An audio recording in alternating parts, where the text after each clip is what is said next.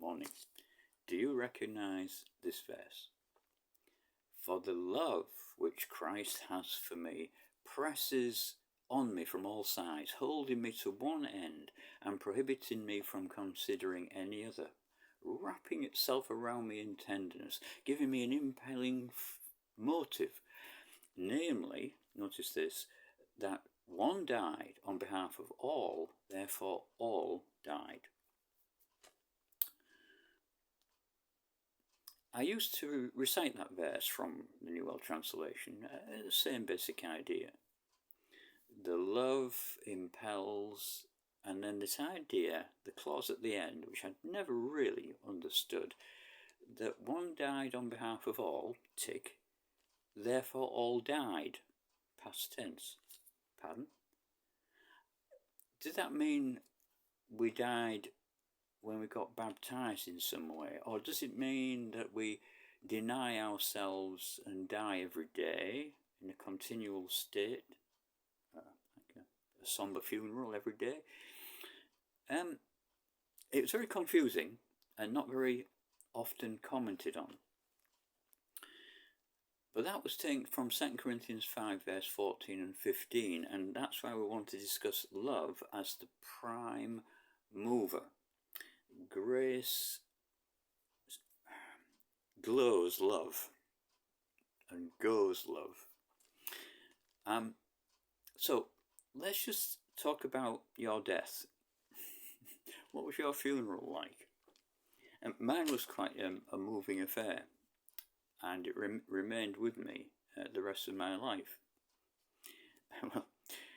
The day, in other words, when the time when the Holy Spirit opened your heart to the full force of Jesus' love for you, the love that Christ has, notice, but the love for you personally, and compelled you to willingly yield to his control and die to self-centered living. The old man died. Since then, hasn't the same love motivated you in daily life? So picture a horse being reined in or spurred on by its rider, and love is the rider. Your constant heartfelt awareness of Christ's love for you impels, drives, steers your course. So preaching the good news or the gospel to ourselves every day will serve to arrest any wayward, backward-looking tendencies, distractions. I'll name 3 of them: legalism, lack, and license. Legalism reminds us of the self-righteous Pharisees who were smug in their decent performance. Our growth is not merely a matter of becoming more self-disciplined in obedience or more committed. Galatians 6:14 may help us with that. Secondly, lack. There's the ever-present danger of internal sin pulling us into a state of constant fear and guilt over things we failed to do or should be doing to please men. Love overrides that. Love is the director, not our lack. Otherwise, we're always looking in a rear-view mirror. Well, maybe you don't have a rear-view mirror on a horse, but you got the sense of it. License. So those who truly understand grace will not abuse it by viewing it as a license to sin, or do as you wish in a sinful way.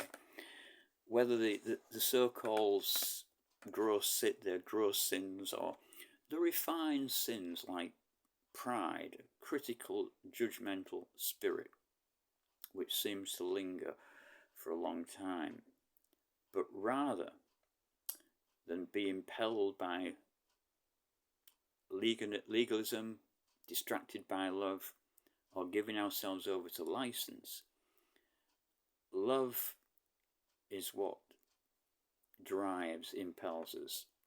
As the sun strikes the moon and is reflected to the earth, so the love we have for Christ or to man is a reflection of his love to us in the first place.